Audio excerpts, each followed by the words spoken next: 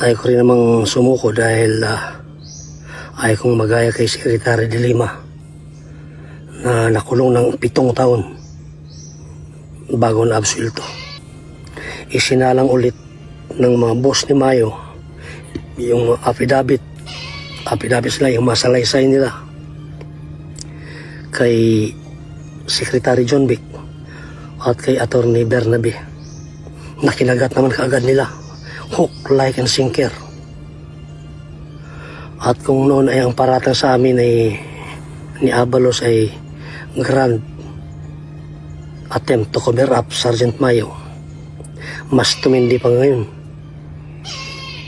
Ang paratang ni Secretary John Vic is grand conspiracy within the PNP for criminal enterprise.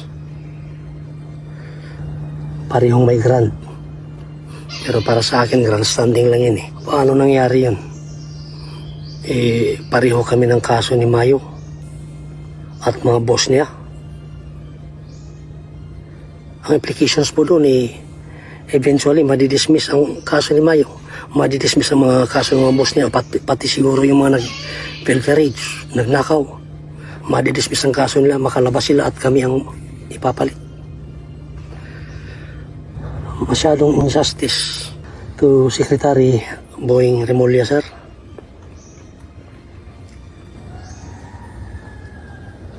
Please let me remind you na 2 beses po ako nag-report sa inyo. And at one time, pinatawag mo pa si Prosecutor General Padulyon at si Attorney Magno ng NBI para tulungan ako maging airtight yung kaso niya, hindi makawala si Mayo sa kaso niya. Pinalitan pa natin 2 babaeng prosecutors ng 2 senior prosecutors para di basta-bastang ma-intimidate ng mga kasabot ni Mayo.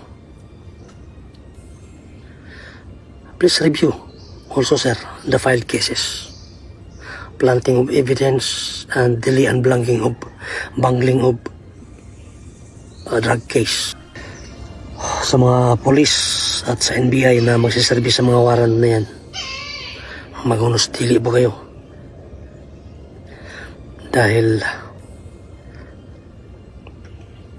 sa nabanggit ko na kanina, diskarte ng mga tunay na mga kalaban natin yan para makaganti doon sa nalugi nilang 7 billion sa amin na nakahuli at mailigtas yung bata na si Mayo at mga kasabwat ni Mayo. Sa ating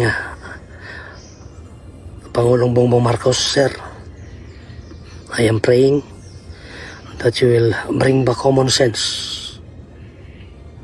and order over this brouhaha, over this miscarriage of justice.